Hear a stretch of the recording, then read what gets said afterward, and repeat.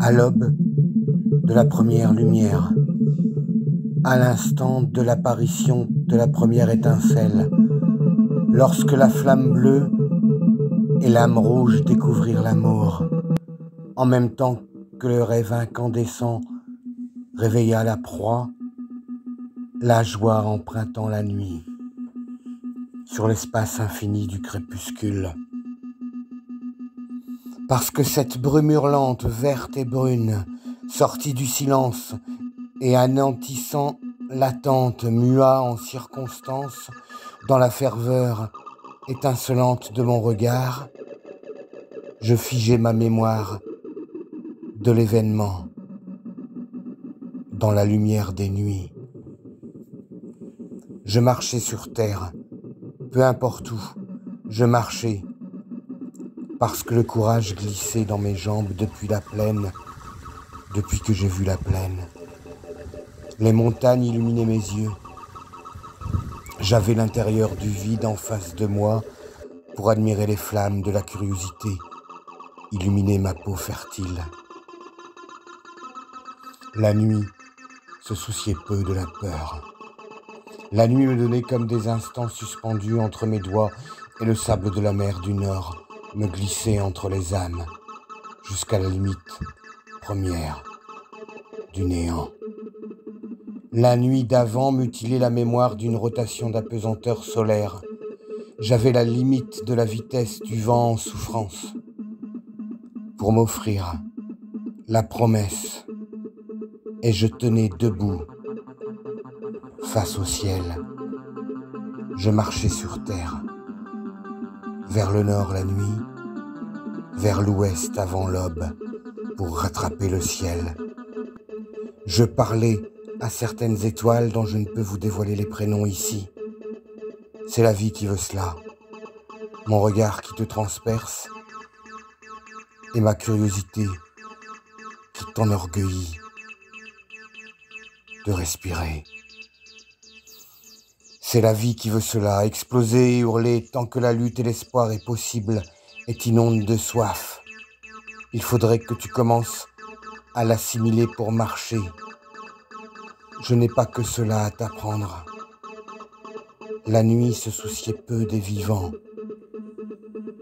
et murmurait des poèmes bleus et limpides avec les morts. Et peu importe l'endroit, la brume continuait à hurler en silence devant la statue du commandeur.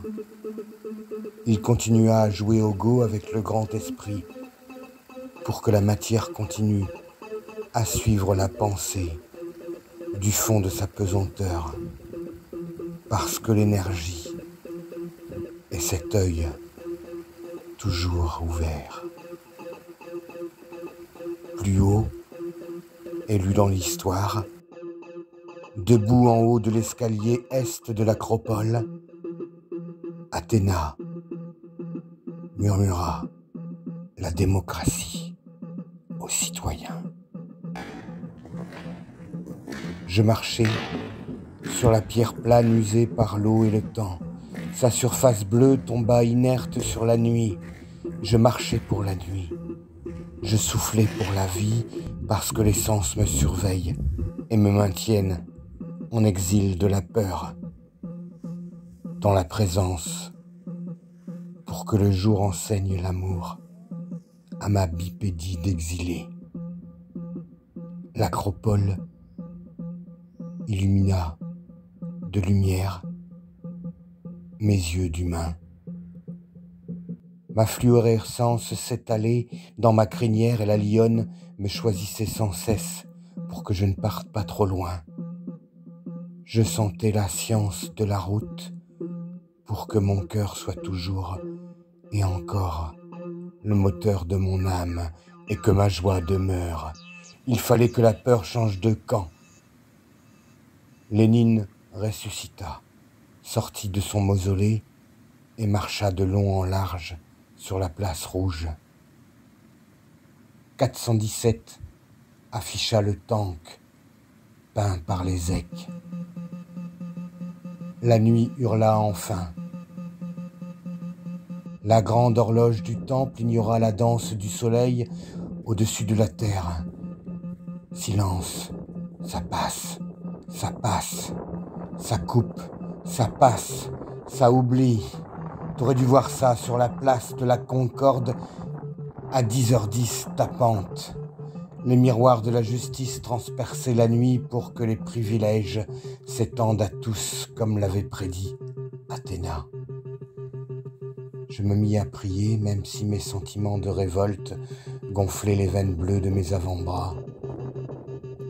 Mes mains me figuraient dans mes gestes de rentrer dans le monde. Il fallait que la nuit fuie et s'affranchisse des serments des héros pour que la faim et la soif fassent émerger mon désir fou et ma volonté pour que la gloire, l'instinct et la volonté émergent dans les feux de mes insatiables regards pour haïr et protéger. Je marchais dans la nuit, la vision du jour épargnait mon amour et ma fatigue. J'ai de l'eau froide de la terre dans mes yeux en chaleur. J'ai les yeux de la terre pour que ma lumière m'éveille. Je sais que la mort n'est rien. J'ai la volonté de puissance et ma condition humaine pour t'aimer et te haïr. Je suis la guerre, l'intimité de la lumière du crépuscule et l'avalanche. Je suis le magma et le mauve hurlement infini du vent. J'ai la nuit et le rocher pour m'abriter. Je suis la montagne qui a vu le dernier ptérodactyle hurler à la lune. Ces pierres défigurent le temps. La grande roue de la destinée échappe toujours à ses détracteurs. L'ultime sablier passant dans le temps par la pesanteur t'écharpe d'instant en instant et le vent fascine ton visage pendant chaque sentiment vécu.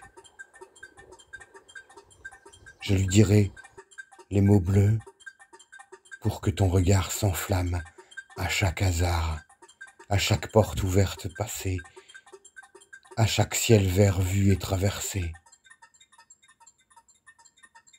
à chaque colline et chaque col dépassé. Les fleurs du mal s'accordent enfin avec les sols pleureurs dans un printemps des peuples pour que tu m'aimes encore.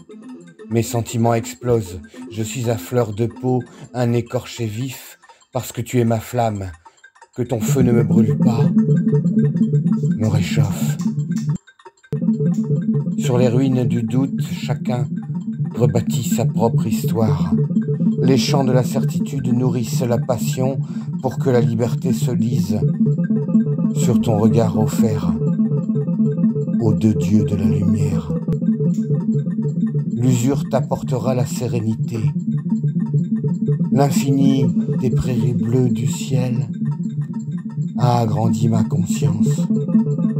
Je vois à travers tous les yeux de tous les êtres. Sur les ruines du château de mes ancêtres, j'entends le futur s'adosser à l'harmonie des corps célestes pour éclater en lucidité et accomplir la solitude. Sur les ruines du château de mes ancêtres, j'entends le futur s'amasser à l'arrivée de mes désirs. Je pourrais attirer la gloire et la fortune parce que je veux hurler mon art aussi tard que possible dans les nuits des temps futurs.